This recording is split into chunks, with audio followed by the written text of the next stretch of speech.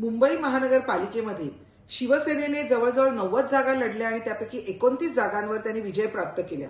यामध्ये 11 जागा अशा होत्या की ज्या आम्ही 1000 पेक्षा सुद्धा कमी मताने आम्ही हरलेलो आहोत। यामध्ये काही महत्वाच्या जागा मी तुम्हाला सांगेन। यामध्ये 121 वॉर्ड क्रमांक 121 मध्ये प्रतिमा खोपडे या 14 जागांनी केवळ 14 जागांनी हरलेले आहेत।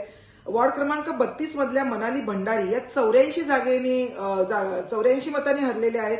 वॉर्ड क्रमांक 191 प्रिया सरवडकर या फक्त 197 मतांनी हरलेले आहेत।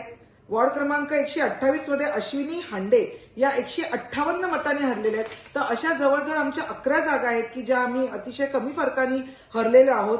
आणि सांगायचं झालं तर 48 जागा अशा आहेत की ज्याच्यावर शिवसेना दुसऱ्या क्रमांकावर आहे मुंबईमध्ये। आणि मुंबईमध्ये जर आपण टोटल वोट्स बघितली तर जवळजवळ 7 लाख एवढी मतं ही शिवसेनेला मिळालेली आहेत।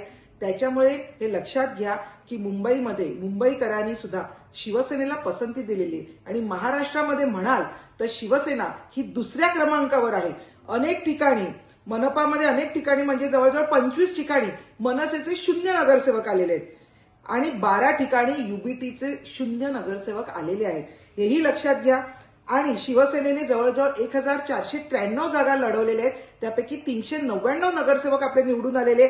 आपला स्ट्राईक रेट आहे 26.72 आणि युबीटीने 1275 जागा लढवल्या आणि केवळ 154 जागा अख्ख्या महाराष्ट्रातून नगरसेवक त्यांचे निवडून आलेले आहेत। त्यामुळे त्यांचा स्ट्राईक रेट आहे 12.08 त्यामुळे महाराष्ट्रावर आज शिवसेना भाजपनंतर खालोखाल शिवसेनेचे नगरसेवक निवडून आलेले आणि युबीटीचा क्रमांक 5वा आहे आणि मनसे तर शेवटचे ऍज युजुअल।